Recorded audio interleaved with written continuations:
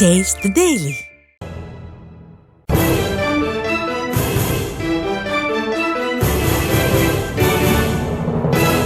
முன்னாள் அமைச்சரும் அதிமுக தலைமை நிலைய செயலாளருமான எஸ்.பி. வேலுமணி தலைமையில் கோவையில் 8ஆம் தேதி நடைபெறவுள்ள மனித சங்கிலி போராட்டம் தொடர்பாக அதிமுக செயல் வீரர்கள் ஆலோசனை கூட்டம் நடைபெற்று வருகிறது. கூடுதல் விவரங்களை செய்தியாளர் சசிகுமார் வழங்க கேட்கலாம். சசிகுமார், வணக்கம். விவரங்களை பதிவு பண்ணலாம். வணக்கம் பாலாஜி.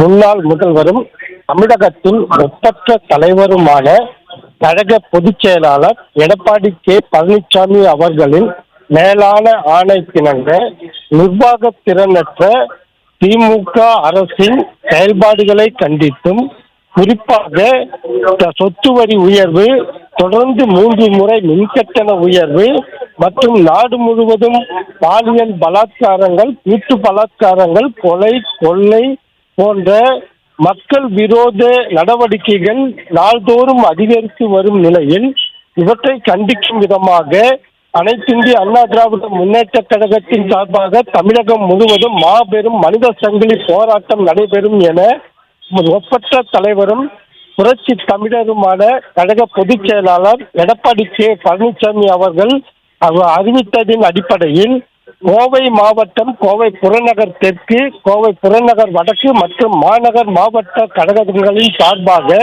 கோவை இதய தெய்வம் மாளிகையில் முன்னாள் அமைச்சரும் அதிமுக தலைமை நிலைய செயலாளருமான எஸ்.பி. வேலுமணி தலைமையில் மாபெரும் ஆலோசனை கூட்டம், அதிமுக செயல் வீரர்கள் மற்றும் நிர்வாகிகளுடனான ஆலோசனை கூட்டமும் மற்றும் அதிமுக கழக உரிமை அடையாள அட்டை உறுப்பினர்களுக்கான உரிமை அடையாள அட்டை உறுப்பினர்களுக்கு ஒவ்வொருவருக்கும் வீடு வீடாக கொண்டு போய் சேர்க்க வேண்டும் என்பதை கருத்தை கொண்டும் இன்று மாபெரும் ஆலோசனை கூட்டமானது தற்பொழுது நடைபெற்று வருகிறது.